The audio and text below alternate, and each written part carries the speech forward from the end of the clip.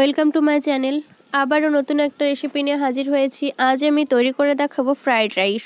Fried rice রান্না আমরা সচরাচর সবাই জানি, তবে আমি যেইভাবে বানাই সেইভাবেই আপনাদের সাথে একটু শেয়ার করলাম। তো যাই হোক, ফ্রাইড রাইস খেতে কিন্তু আমরা সবাই ভালোবাসি। যে কোনো অনুষ্ঠান মানে আমাদের একদম কম সময়ে কম ইনগ্রিডিয়েন্টসে যেটা আমরা সহজেই বানিয়ে থাকি সেটা হলো ফ্রাইড রাইস।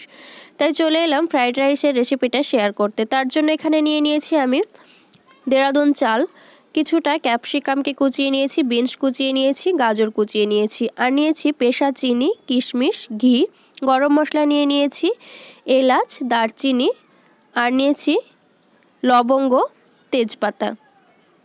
একদম কম সবজিতে আমি রান্না করছি। আপনারা যদি মনে করেন কেউ মটরশুঁটি দিতে পারেন, একদমই অপশনাল। তো যাই হোক, এবার আমি রান্নায় চলে যাব। তার জন্য একটা হাঁড়িতে আমি বসিয়েছি, জল গরম করতে বসিয়েছিলাম। জলটা গরম হয়ে গেছে, চালটা ধুয়ে আমি এবার ভাতটা রান্না করে নেব। তার জন্য আমি চালটা ধুয়ে দিয়ে দিলাম। এবার আমি যে গরম মশলাগুলো নিয়েছিলাম সেগুলো এক এক করে দিয়ে দিলাম 4টে মতো লবঙ্গ, 2টো এলাচ ফাটিয়ে নিয়ে দিয়ে দিলাম, আর দিয়ে দিচ্ছি 3 টুকরো মতো দারুচিনি, আর দিয়ে দেব 2টো তেজপাতা। এবার একটু ভাতটাকে আমি চালটাকে নাড়াচাড়া করে দেব। ভাতটা হওয়া পর্যন্ত ওয়েট করব। একদম পুরো সেদ্ধ করব না, একটু 70% মতো আমি সেদ্ধ করব। তারপরে আমি জলটা ঝরিয়ে নেব। ফুটে গেছে, আর 3 থেকে 4 মিনিটের মধ্যেই কিন্তু ভাতটা পুরোটাই রেডি হয়ে যাবে। ভাতটা দেখুন পুরোটাই হয়ে গেছে। এবার আমি গ্যাসটা অফ করে দেব। গ্যাসটা অফ করে আমি জলটা ঝরিয়ে নেব। জলটা ঝরিয়ে নিলাম। অন্যদিকে এবার আমি সবজিগুলো রান্না করে নেব, সেদ্ধ করে নেব। তার জন্য কড়াইয়ে তেল গরম করছি। এখানে আমি সাদা তেল নিয়েছি, আপনারা যদি মনে করেন ঘিয়ে করব তবুও হবে। আমি ঘিটা একদম রান্নাতেই ইউজ করব, ভাতে। তো যাই হোক, তেলটা গরম হয়ে গেছে। এবার সবজিগুলো আলাদা আলাদা করে এক এক করে সেদ্ধ করে নেব, ভাজা করতে করতেই সেদ্ধ হয়ে যাবে। ফার্স্টে আমি গাজরগুলো রান্না করে নেব। তার জন্য দিয়ে দিলাম গাজরগুলো।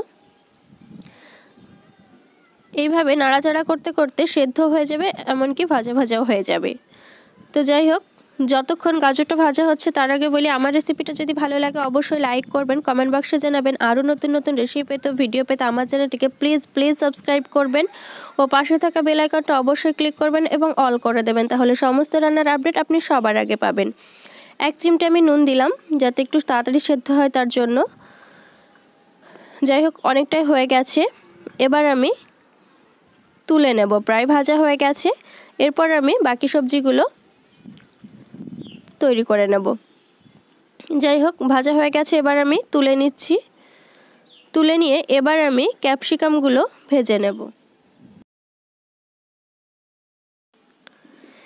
এবার ওই তেলেই আমি ক্যাপসিকামগুলো দিয়ে দিলাম। ক্যাপসিকামগুলো ভাজতে ভাজতে সেদ্ধ হয়ে যাবে। আপনারা তো সবাই ফ্রাইড রাইস বানাতে জানেন, তবে আমি যেইভাবে বানাচ্ছি সেইভাবে একবার ট্রাই করবেন, দেখবেন খেতে কিন্তু খুব সুন্দর লাগবে, মুখে লেগে থাকবে, এতই টেস্ট হয়। যাই হোক, ক্যাপসিকামটাও ভাজা হয়ে গেছে। এবার আমি বিনসগুলো ভেজে নেব। তুলে নিচ্ছি ওই তেলেই। এবার আমি বিনসগুলো দিয়ে দিলাম। রান্নাটা হতে টোটালে আমার হয়তো 30 মিনিট সময় লাগবে। তো যাই হোক, বিনসগুলো ভাজতে ভাজতে সেদ্ধ হয়ে যাচ্ছে, অনেকটা হয়ে গেছে। এবার আমি প্রায় তুলে নেব। হয়ে গেছে, এবার আমি তুলে নিচ্ছি। তুলে নিয়ে ওই তেলে আবারও আমি 2 চামচ মতো ঘি গরম করে নেব। 2 চামচ ঘি দিয়ে দিচ্ছি। ঘিয়ে এবার আমি কিশমিশটা একটু ভেজে নেব। ঘিটা গরম হয়ে গেছে, এবার আমি কিশমিশটা দিয়ে দিলাম। ভাজতে ভাজতে কিশমিশটা খুব সুন্দর একটা ফুলে ওঠে, ভালো লাগে। যাই হোক, কিশমিশটাও প্রায় ভাজা হয়ে গেছে, পুরোটাই ফুলে গেছে। এবার আমি তুলে নিচ্ছি। আবারও আমি 2 চামচ মতো ঘি গরম করে নেব। ওতে ঘি দিয়ে দিলাম। একটু বেশি ঘি দিলে টেস্টটা একটু বেশি হয়। এবার আমি যে ভাতটা রান্না করে নিয়েছিলাম সেই ভাতটা আমি দিয়ে দিলাম। ঘি গরম হয়ে গেছে। এই ভাতটা আমি ঘিয়ের সাথে মিক্সড করে নেব প্রায় 5 মিনিট একদম লো ফ্লেম করে দিয়ে নাড়াচাড়া করে নেব। 5 মিনিট মতো নাড়াচাড়া করে তারপরে এক এক করে সমস্ত সবজি আমি দিয়ে দেব। নাড়াচাড়া করা প্রায় 5 মিনিট হয়ে গেছে, গ্যাসের ফ্লেমটা কিন্তু একদম লো ফ্লেম করা আছে। এবার আমি সবজিগুলো এক এক করে দিয়ে দিচ্ছি। প্রথমে আমি দিয়ে দিলাম ক্যাপসিকাম, বিনস, এবার আমি গাজরগুলো দিয়ে দিলাম।